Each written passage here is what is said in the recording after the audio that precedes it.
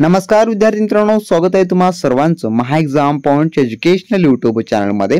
तर मित्रांनो, पशुसंवर्धन विभागाअंतर्गत मित्रांनो एक सर्वात महत्त्वाची अपडेट आलेली आहे, जे की मित्रांनो कागदपत्र पडताळणी संदर्भात आहे, डॉक्युमेंट व्हेरिफिकेशन संदर्भात, जे की मित्रांनो ऑफिशियली त्यांनी सूचना देऊन ही माहिती प्रसिद्ध केलेली आहे। तर मित्रांनो पाहू शकता, यामध्ये त्यांचं एक सूचना पत्रक आहे, जे की आपण आजच्या व्हिडिओमध्ये सर्व काही A to Z माहिती आपण आता कागदपत्र पडताळणीची माहिती जाणून घेणार आहोत। तर व्हिडिओ खूप इम्पॉर्टंट मित्रांनो, व्हिडिओला शेवटपर्यंत आणि काळजीपूर्वक पहा मित्रांनो। तर मित्रांनो, हे जे सूचना पत्र आहे, जे की आताच एक अर्धा एक तासापूर्वी मित्रांनो हे प्रसिद्ध करण्यात आलेलं आहे। तर या ठिकाणी पाहूया काय माहिती नेमकं या त्यांनी सांगितलेली आहे।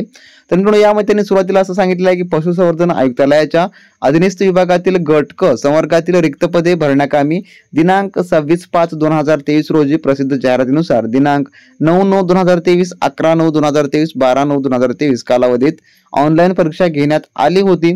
सदर परीक्षेच्या उमेदवारांची गुणवत्ता यादी व प्रारूप निवड यादी दिनांक 23/11/2023 रोजी विभागाच्या संकेतस्थळावर जे की प्रसिद्ध करण्यात आली होती। जे की मित्रांनो आपण याची अपडेट देखील मागे पाहिली होती, ज्यामध्ये जे आहे गुणवत्ता यादी व प्रारूप यादी आपण म्हणजे की ती निवड जी यादी आहे, प्रारूप निवड यादी ती देखील आपण पाहिली होती। रिझल्टच्या स्वरूपामध्ये त्यांनी ही जी यादी आहे ती प्रसिद्ध केलेली होती। आता त्यांनी जे मित्रांनो त्याच उमेदवारांना कागदपत्र पडताळणी करता जे आहे त्यांनी आता बोलवलं देखील आहे। तर पाहूया आता समोरील अपडेट की नेमकं काय आहे। तर यामध्ये त्यांनी पुढे असं म्हटलंय की सदर परीक्षेतील गुणवत्तेनुसार निवड उमेदवारांनी खालील नमूद तक्त्यामध्ये दिलेल्या दिनांकास सकाळी 10 वाजता पशुसंवर्धन आयुक्तालय महाराष्ट्र राज्य स्पायरस मेमोरियल कॉलेज समोर औंधा खडकी रोड औंधा पुणे 67 येथील कामधेनू सभागृहामध्ये उपस्थित राहावे।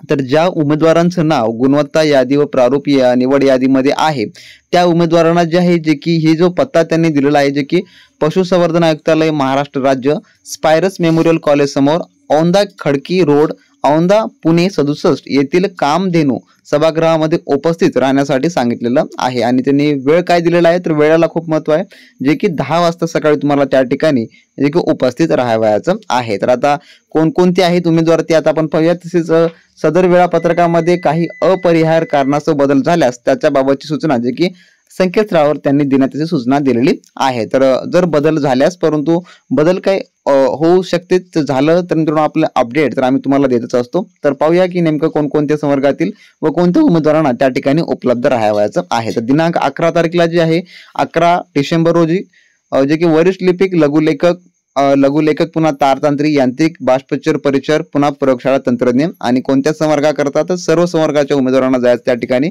आणि रँक जे की सर्व रँक जे की निवड यादीमध्ये आलेले आहेत त्या उमेदवारांचं आहे हे। त्यानंतर 12 तारखेला कशाचा कोणत्या पदाचा असणार आहे संवर्ग, तर ते आहे पशुधन परीक्षक जे की सर्वसाधारण प्रवर्ग असणार आहे यामध्ये। आणि 1 ते 115 मध्ये ज्या उमेदवारांचं नाव आहे त्यांना त्या ठिकाणी जावयाचं आहे। जसं तुम्ही अजून निवड यादी बघला नसाल, रिझल्ट तुम्ही पाहिला नसाल, तुम्ही पाहून घ्या, आपल्या टेलिग्राम ग्रुपवर रिझल्ट जो आहे तो उपलब्ध आहे अजून। त्यानंतर जे आहे 14-12 तारखेला म्हणजे की 14 डिसेंबर रोजी कोणाला राहायचं आहे, तर पशुसंवर्धनाच, ज्यामध्ये सर्वसाधारण अनुसूचित जाती अनुसूचित जमाती जे की त्यानंतर विभक्त भटक्या जमाती यांना जे आहे जे की रोल नंबर त्यांचा जो या ठिकाणी मेन्शन केलेला आहे 1 ते 16 ते 175, 1 ते 24, 1 ते 17, 1 ते 5, 1 ते 11, तर या सर्वांना त्या ठिकाणी जे की उपस्थित राहावयाचं आहे। त्यानंतर आहे 15/12/2023 रोजी पशुसंवर्धनसाठी जे की उर्वरित जे कॅन्डिडेट आहेत त्यांना जे आहे जे की पुढील तारखेला त्या ठिकाणी जे की उपस्थित राहावयाचं आहे, ज्यामध्ये 1 ते 8, त्यानंतर 1 ते 3, 1 ते 5, 1 ते 63 आणि 1 ते 32 असा त्यांचा रोल क्रमांक आहे, जे की ही उमेदवारांना त्या ठिकाणी उपस्थित राहावयाचं आहे।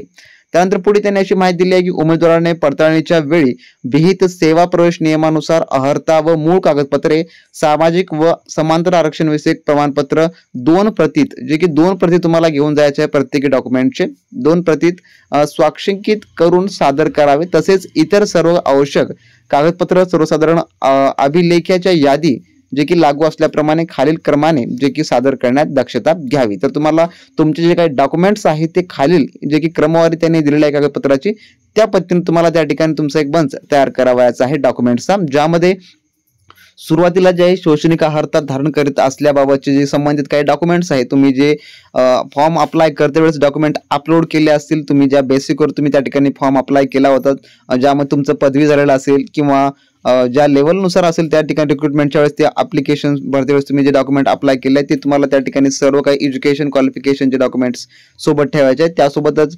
जन्मतारखेबाबतचा पुरावा, दाखल्याची प्रत ज्यामध्ये जे की जन्म प्रमाणपत्र किंवा शाळा सोडल्याचा दाखला ज्यावर आपली डेट ऑफ बर्थ मेन्शन असते ते डॉक्युमेंट्स तुम्हाला त्या ठिकाणी सोबत ठेवायचं आहे. त्यानंतर सक्षम प्राधिकारी यांनी दिलेले जात प्रमाणपत्र व जात वैधता प्रमाणपत्र. तर ज्या उमेदवारांकडे जात प्रमाणपत्र आणि जात वैधता प्रमाणपत्र असेल त्यांना ते दोन्ही अटॅचमेंट करायचं आहे. अन्यथा तुमच्याकडे जर जात प्रमाणपत्र असेल तर तुम्ही जात प्रमाणपत्र जे की त्या ठिकाणी देऊ शकता, जे की SC ST OBC जे कॅन्डिडेट्स आहेत त्यांच्याकरता.